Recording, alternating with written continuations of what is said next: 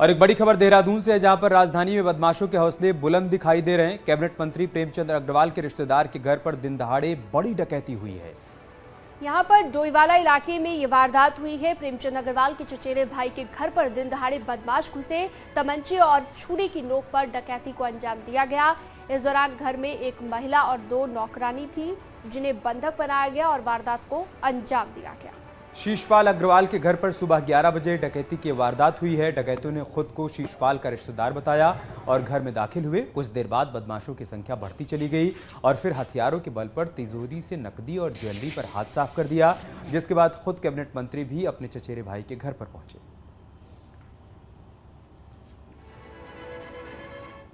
क्या करा आप? मेरा गला पकड़ा है, फिर क्या तुम्हारा बेटा हमारे उसमें है कब्जे में कि चुप रहे हो तुम बस। उन्होंने चाकू दिखाया, पिस्तौल दिखाई।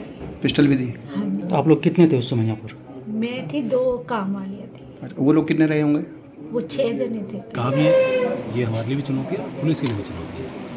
और चूँकि मुझे ऐसा भी लगता है कि ये इस क्षेत्र की पहली घटना है और जिस प्रकार से उनका आना और आराम से सब काम करके चले जाना तो वास्तव में गंभीर विषय भी और उम्मीद कर रहा हूँ बहुत जल्दी से बता। और इसमें हमारी 5 टीमें लग गई हैं। एक एक बिंदु को, एक एक चीज़ को हम लोग बहुत गहराई से देख रहे हैं और बहुत जल्दी इस मामले पर खुलासा किया जाएगा। हरिद्वार रेलवे स्टेशन पर एक बार फिर से धमकी भरा पत्र मिला है, जिसमें हरिद्वार रेलवे स्टेशन समेत उत्तराखंड के धार्मिक स्थलों को बम से उड़ाने की धमकी दी गई है। पत्र के मिलने के बाद जीआरपी और आरपीएफ हरकत में आ गए। स्टेशन परिसर में एटीएस, बीडीएस समेत दूसरी एजेंसियों के साथ सघन चेकिंग अभियान चलाया जा रहा है। हर संदिग्ध व्यक्ति से पूछताछ हो रही है। सूत्रों के मुताबिक धमकी भरे पत्र में आतंकी संगठन जैश ए मोहम्मद के नाम का भी जिक्र है।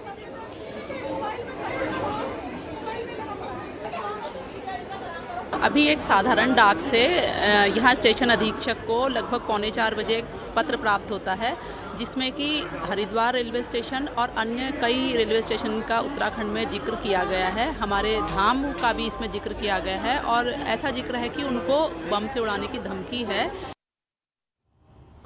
और अंकिता मर्डर केस को लेकर बड़ी खबर आई है। देहरादून से सूत्रों के हवाले से बड़ी खबर है कि अंकिता के साथ हत्या से पहले रेप नहीं हुआ था। फॉरेंसिक रिपोर्ट में यह बड़ा खुलासा हुआ है। कोर्ट के सामने फॉरेंसिक और डीएनए की रिपोर्ट खोली गई और सूत्रों के मुताबिक इस रिपोर्ट में रेप की पुष्टि नहीं हुई है, यानी कि हत्या से पहले अंकिता के साथ दुष्कर्म नहीं हुआ था।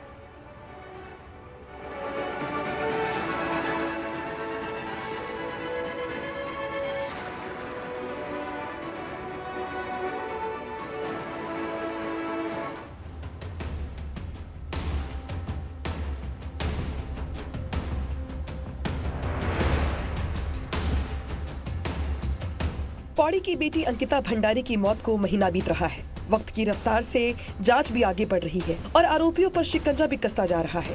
लेकिन इस केस से जुड़े एक अहम सबूत को जब कोर्ट में पेश किया गया तो सबसे बड़ा सच सामने आ गया। अंकिता भंडारी की डीएनए रिपोर्ट कोर्ट में जज के सामने खोली गई, जिसमें अंकिता के साथ दुष्कर्म की पुष्टि नहीं हुई है। यानी मौत से पहले अंकिता के साथ दरिंदगी नहीं, बल्कि पूरे होशो हवास में कत्ल को अंजाम दिया गया। दरअसल इस केस से जुड़े जिन सैंपल को जांच के लिए चंडीगढ़ फॉरेंसिक लिए भेजा गया था, उसमें से 4 की रिपोर्ट कोर्ट में जमा की जा चुकी है।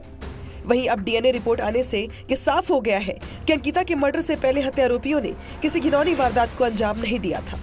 उत्तराखंड का बहुचर्चित अंकिता हत्याकांड मामले में पहले जो कयास लगाए जा रहे थे, उनसे अब पर्दा उठ गया है।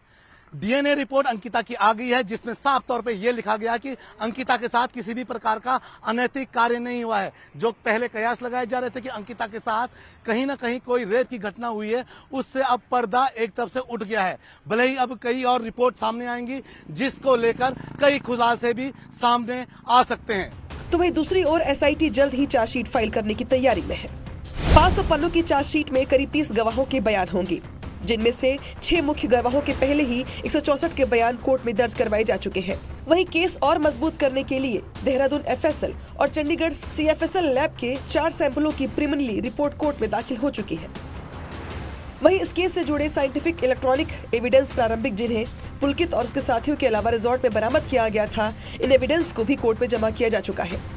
आपको बता दें कि बीते 18 सितंबर को अंकिता भंडारी की चीला नहर में धक्का देकर हत्या की गई थी और हत्यारोपी अंकित और पुलकित ने कई दिनों तक पुलिस को गुमराह रखा था। 24 सितंबर को चीला नहर से अंकिता का शव बरामद किया गया था, जिसके बाद उत्तराखंड के लोगों में भारी आक्रोश था, जो अब तक शांत नहीं हुआ है।